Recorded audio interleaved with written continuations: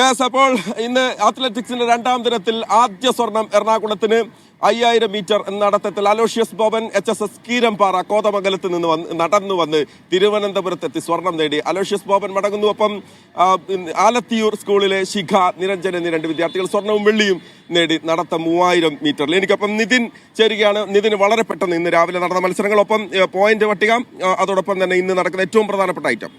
രാവിലെ 2 നടത്ത മത്സരങ്ങളാണ് അവസാനിച്ചിട്ടുള്ളത്. ഇനി 23 ഫൈനൽ കൂടി, ഇന്നാകെ 25 ഫൈനലുകളുണ്ട്. 23 ഫൈനൽ കൂടിയാണ് ഇന്നിനി നടക്കാനുള്ളത്. അതിൽ പ്രധാനമായും നമ്മൾ നോക്കിക്കാണേണ്ടത് 110 മീറ്റർ ഹഡിൽസ് മത്സരങ്ങളുണ്ട്, 1500 മീറ്റർ മത്സരങ്ങളുണ്ട്, ഏറ്റവും അവസാനം 4x400 മീറ്റർ റിലേ മത്സരങ്ങളുണ്ട്. അപ്പോൾ ഇതാണ് ഇന്നത്തെ പ്രധാന മത്സരങ്ങൾ. ത്രോ, ജമ്പ് ഇനങ്ങളിലും ഇന്ന് നിരവധി ഫൈനലുകളുണ്ട്. ഏതായാലും വളരെ പെട്ടെന്ന് പോയിന്റ് പട്ടികയിലേക്ക് പോകണമെങ്കിൽ തിരുവനന്തപുരം തന്നെയാണ് വളരെ മുന്നിൽ. 32 പോയിന്റ് കൂടി നേടിക്കഴിഞ്ഞാൽ 1000 പോയിന്റിലേക്ക് എത്തും. 962 പോയിന്റാണ് നിലവിൽ തിരുവനന്തപുരത്തിനുള്ളത്. തൃശ്ശൂരാണ് രണ്ടാമത്, 464 പോയിന്റ്. കണ്ണൂര് മൂന്നാമതുണ്ട്, 426 പോയിന്റ്. കണ്ണൂരിനെ കടന്ന് തൃശ്ശൂർ കയറി, കണ്ണൂരിനെ കടന്ന് തൃശ്ശൂർ കയറിയിരിക്കുന്നു. രണ്ടാം സ്ഥാനത്തിനാണ് ഇഞ്ചോടിഞ്ച്.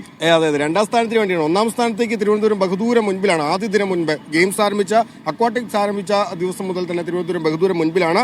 ഇനി ജില്ലകളുടെ കണക്കിലേക്ക് പോവുകയാണെങ്കിൽ അത്ലറ്റിക്സിൽ ജില്ലകൾ നോക്കുകയാണെങ്കിൽ പാലക്കാട് തന്നെയാണ് ഒന്നാമത്, 38 പോയിന്റ്. 5 സ്വർണ്ണമടക്കം 38 പോയിന്റ് ഉണ്ട്.